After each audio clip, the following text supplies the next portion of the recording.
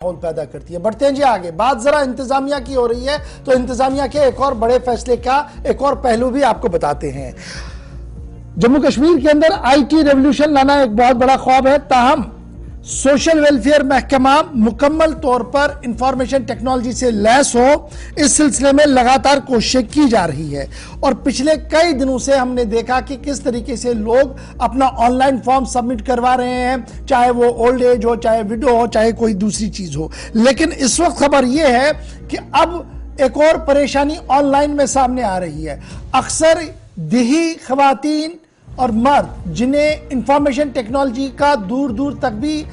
इल्म नहीं है, उनके फॉर्म्स आने वाले दिनों में अब रिजेक्ट हो जाएंगे। अब ये फॉर्म्स रिजेक्ट क्यों होंगे, एक बड़ा सवाल ये है। और मिसाल के तौर पर भी हम आपके सामने कुछ बातें रखेंगे, क्योंकि उन्होंने अपने फॉर्म्स किसी आईटी दुकान के पास जाकर, जहां पर दुकान थी, कोई कहीं पर सिस्टम लगाया था किसी ने, तो वहां पर ऑनलाइन फॉर्म जमा करवाए। और उनके पास न तो अपना ईमेल आईडी है और ना ही बहुत सारे लोगों के पास अपने मोबाइल है जहां पर उन्हें सोशल वेलफेयर महकमे की तरफ से इतलात आती। और एक रैंडम चेक करने के बाद पता लगा कि 70% खवातीन ऐसी है जिनका ईमेल आईडी है ही नहीं, और जिन सीआईसी फॉर्म से, जिन सेंटर से उन्होंने अपने फॉर्म जमा करवाए हैं, उन सेंटर मालिकान ने, वहां पर काम करने वाले लोगों ने अपने ईमेल आईडीज वहां पर लिखे हैं, जिसके बाद महकमे ने उसी ईमेल आईडी पर रिप्लाई भी किया है। लेकिन उस खवातीन को, उस बहन को, उस मां को पता ही नहीं लगा कि महकमे ने उसके फॉर्म को लेकर क्या कुछ फैसला लिया है। छोटी सी मिसाल आपके सामने रखेंगे जिला बारामूला की और मैरिज असिस्टेंट स्कीम की, जो खबर इस वक्त सामने आ रही है। तकरीबन 2174 फॉर्म एप्लीकेशन सबमिट कराए गए थे जिला बारामूला के अंदर, और रैंडम चेकिंग में यह पता लगा कि 500 दरख्वास्त दहंदगान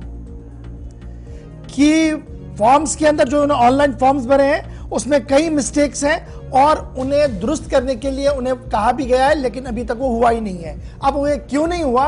क्योंकि उन्हें इस बात का इल्म ही नहीं है।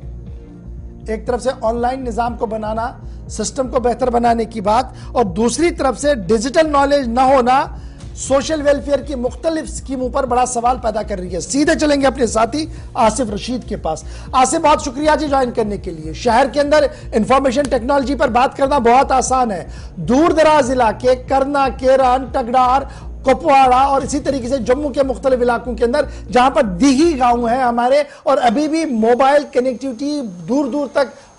उस तरीके से नहीं है जिस तरीके से शहर के अंदर है। लेकिन जब हम इंफॉर्मेशन टेक्नोलॉजी के जरिए से तमाम कामों को आसान बनाने की कोशिश कर रहे हैं, तो महकमे सोशल वेलफेयर की जहां तक बात है, खबर है, किस हद तक इनकी स्कीमें पूरी तरह से इंप्लीमेंट हो पा रही हैं और क्या कुछ ग्राउंड की कहानी है? देखिए इशफाक, पिछले दिनों भी ये मुश्किलात बहुत सारे लोगों को आई, जिनमें पेंशनर्स बहुत ज्यादा परेशान नजर आए, और उसकी बुनियादी वजह ये थी कि आसानी से दफातर तक लोग पहुंच जाते हैं, लेकिन वापस उन लोगों के साथ दफातर या जिम्मेदारान राब्ता कैसे करते हैं, उसका जवाब वक्त पर ना मिल पाना बहुत सारे लोगों के लिए परेशानी का सबब बनता है। अब जाकर मसला यहां पर क्या है कि जो बच्चियां गरीबी की सतह से नीचे जिंदगी गुजारती हैं, प्रायोरिटी हाउस होल्ड में आती हैं, या फिर अंत्योदय अन्न योजना के तहत या इस कैटेगरी में आने वाले लोग, जिनको, वो बच्चियां जिनको सरकार की तरफ से शादी वगैरह के लिए, बिलखुसूस शादी के लिए 50,000 की रकम होती है, ये दी जाती है। ये 50,000 रकम लेने के लिए दफातर के चक्कर भी काटने होते हैं, बहुत सारी लवाजमात भी पूरी करनी होती है, आधार नंबर देना होता है, मोबाइल नंबर देना होता है। अब चूंकि पैन कार्ड भी इंपॉर्टेंट हो गया है, तो उसका भी अगर वो आधार के साथ लिंक है तो फिर और भी आसान हो जाता है। लेकिन परेशानी क्या है, ये मुख्तलिफ इलाकों के अंदर, सिर्फ आपने नॉर्थ कश्मीर का हवाला दिया है, पूरी यूनियन टेरिटरी के मुख्तलिफ इलाकों से आए रोज फोन कॉल्स मौसूल हो रही हैं, मैसेजेस आ रहे हैं, और बहुत सारे लोगों से हमारा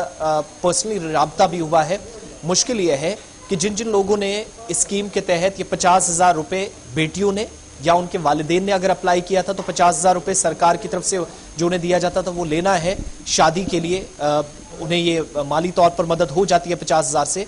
अगर कोई लड़की अप्लाई करती है या उसके पेरेंट्स अप्लाई करते हैं, तो होता क्या है कि जहां पर कहीं कंप्यूटर जानने वाला या फिर कोई डेटा एंट्री ऑपरेटर है जो कंप्यूटर की नॉलेज रखता है, वहां से फॉर्म भर दिया जाता है। बच्ची फॉर्म भरने के बाद घर चली जाती है, लेकिन बाद में क्या होता है कि अगर फॉर्म के अंदर किसी तरह की कोई तकनीकी तौर पर कोई गलती होती है, कोई लवाजमात पूरी करने में कमी रह गई होती है, डॉक्यूमेंट कोई कम होता है तो डायरेक्ट डिपार्टमेंट सोशल वेलफेयर का जो है या फिर जिसने फॉर्म भरा है, अप्लाई किया है, उस लड़की के दरमियान एक तरह से दूरियां इस वजह से पैदा हो रही हैं। चूंकि आपने इंफॉर्मेशन टेक्नोलॉजी की बात की तो यहां पर डिजिटल इंडिया मिशन भी बहुत सारे इलाकों में इसलिए फेल नजर आता है क्योंकि ऐसा कोई अभी तक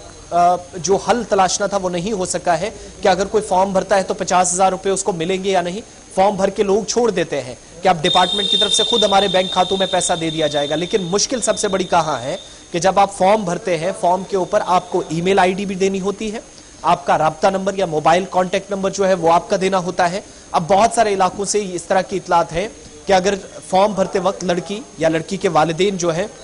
वो अप्लाई तो करते हैं, लेकिन उस वक्त डेटा एंटर करने वाला या जो ऑपरेटर्स हैं या सेंटर वाले हैं, मुख्तलिफ हिस्सों के अंदर कंप्यूटर जानने वाले लोग अपना नंबर डाल देते हैं इसमें या फिर अपनी ईमेल आईडी डाल देते हैं। दूसरी तरफ डिपार्टमेंट के अंदर जब फॉर्म पहुंचता है तो उस बच्ची का कोई भी अगर कोई इंफॉर्मेशन गलत होती है, कोई डॉक्यूमेंट कम होता है, राब्ता करने की कोशिश होती है तो जो ईमेल आईडी, जो मोबाइल नंबर, जो कॉन्टेक्ट नंबर दिया गया होता है, जवाब उस पर लेने की कोशिश डिपार्टमेंट की तरफ से होती है, लेकिन जिस लड़की ने अप्लाई किया होता है उस तक वो बात नहीं पहुंचती है जो डिपार्टमेंट पहुंचाना चाहता है। ये सबसे बड़ी परेशानी है। ये बीच का जो गैप है उसको दूर करने में डिपार्टमेंट अभी तक नाकाम रहा है और उसकी एक बड़ी मिसाल हमारे सामने है नॉर्थ कश्मीर की कि 2100 से ज्यादा फॉर्म लगे, 500 ऐसी खवातीन जिन तक अभी तक ये जानकारी नहीं पहुंच सकी कि आया वो 50,000 रुपए उनके खातों में आया है या नहीं। अब जब इन बहुत सारे लोगों का इंतजार, किसी का 1 साल का, किसी का 6 महीने का, किसी का 5-5 महीने का और दफ्तरों के चक्कर काटते हुए इन लोगों को हो गए, तो बहुत सारे लोगों से हमारा जो जाती तौर पर राब्ता हुआ वो ये बताते हैं कि दफ्तर पहुंचने के बाद उन्हें एक नई लाइन वहां बता दी गई, एक नई जानकारी मिली। वो ये डिपार्टमेंट कहता है कि जब आपने फॉर्म भरा था, आपके फॉर्म भरने के साथ मोबाइल नंबर और ईमेल नंबर जो आया था, जो ईमेल आई थी, उस आईडी पर हमने वापस आपको इन्फॉर्म कर दिया था। लेकिन बदकिस्मती क्या है कि वो ईमेल आईडी ना फॉर्म भरने वाली उस लड़की की है या उसके वालिदैन की है या उसके आसपास किसी करीबी की है, बल्कि बहुत सारे हिस्सों के अंदर इन डेटा ऑपरेटर्स, एंट्री ऑपरेटर्स या जो सेंटर्स की तरफ से अपनी ईमेल आईडी, अपने कॉन्टैक्ट नंबर्स डाल दिए जाते हैं। ये तो बड़ा मेजर एक लैप्स है। अब ये बताइएगा, क्या डिपार्टमेंट इसको सुधारने के लिए कदम उठा रहा है कि किस तरीके से स्ट्रीमलाइन किया जाए, इसको दुरुस्त किया जाए, और ये जो हजारों की तादाद में लोग हैं और जिस तरीके की स्कीमें मुतारिफ कराई जा रही हैं उसका फायदा उन लोगों को मिले, इसमें क्या कोई निजाम अभी बना है या अभी हुकूमत इस मामले पर सोच ही रही है? देखिए, हुकूमत सोच तो रही है लेकिन इंप्लीमेंटेशन अभी तक नहीं हुई। जब हम बात कर रहे हैं, आज भी इस खबर से पहले कुछ लोगों से हमारी बात हुई, ये 500 लोग तो एक छोटे से एरिया की, ये नॉर्थ कश्मीर की बात है, लेकिन जम्मू और कश्मीर दोनों सूबों के मुख्तलिफ इलाकों के अंदर लोगों से जब हमारा राब्ता हुआ, कुछ लोगों की बात सुनने का मौका मिला, उनके मुताबिक अगर आपने एक बार फॉर्म भर दिया है, उसके बाद आप इंतजार करें कि 50,000 की रकम आपके खातों में डाल दी जाएगी, अगर नहीं आई, राब्ता किया तो पता चला कि टाइम गुजर चुका है, आपने वक्त पर जवाब नहीं दिया क्योंकि ना ईमेल आईडी थी ना कॉन्टेक्ट नंबर था, जिसका मतलब साफ समझ में आता है कि आपका वक्त भी जाया हुआ, फॉर्म जो भरा था, डिटेल्स जो दी थी, सब चीजें जाया गई, और अपनी तरफ से वो 50,000 रुपए लेने के लिए जो अपनी तरफ से आपने अखराजात उठाए थे, कुछ पैसा लगाया था, चाहे वो ऑपरेटर्स को दिया, बाकी लोगों को दिया, कंप्यूटर का, वो भी जाया हुआ, जिसका मतलब साफ समझ में आता है कि जब हम ये खबर बता रहे हैं, जब देखने वालों को डिटेल्स बता रहे हैं, तब तक कम से कम कोई सिस्टम हमारे सामने नहीं है। चलिए जी, बहुत शुक्रिया जी आसिफ मेरे साथ ज्वाइन करने के लिए। तो जब भी आप फॉर्म भरें तो 2 चीजों का ख्याल रखिए,